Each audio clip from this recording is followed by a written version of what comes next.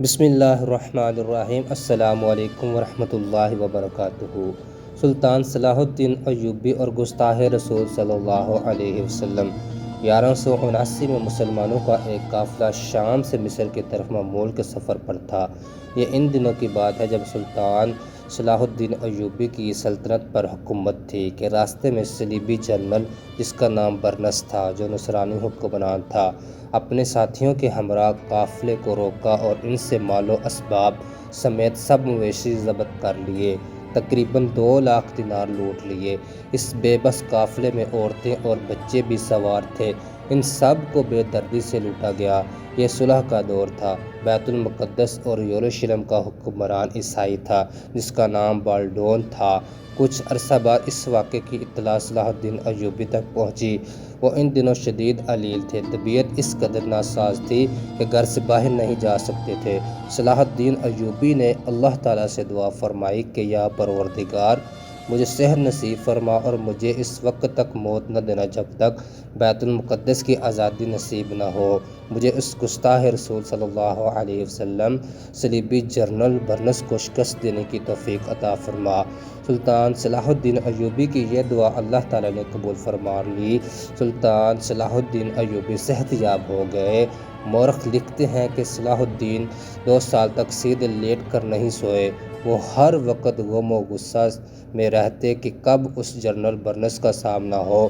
وقت گزرتا گیا۔ 1183 میں صلاح الدین ایوبی نے پوری طاقت کے ساتھ صلیبی فوجیوں کا مقابلہ کیا اور بیت المقدس آزاد کروا لیا۔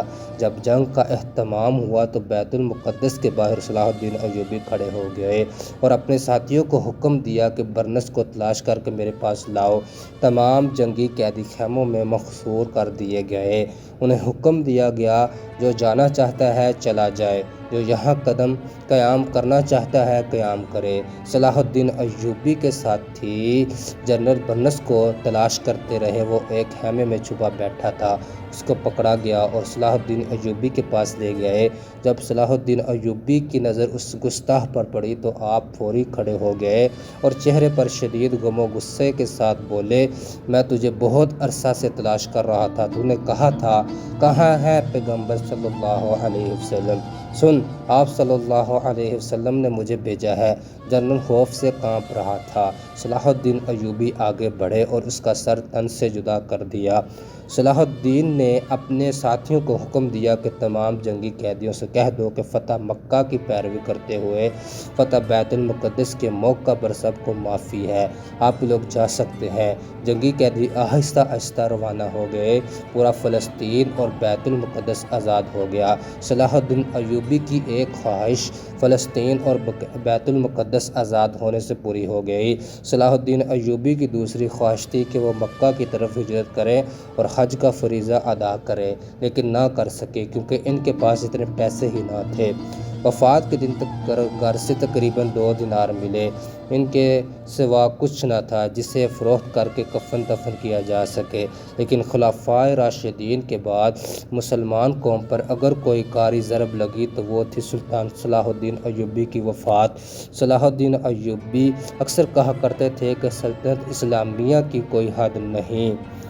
تم نے جس روز خدا کے عظیم مذہب اسلام کو سرحدوں میں پابند کر لیا، اس روز یوں سمجھو کہ تم اپنے ہی قید خانے میں قید ہو جاؤ گے، پھر تمہاری سرحدیں سکرنے لگیں گی۔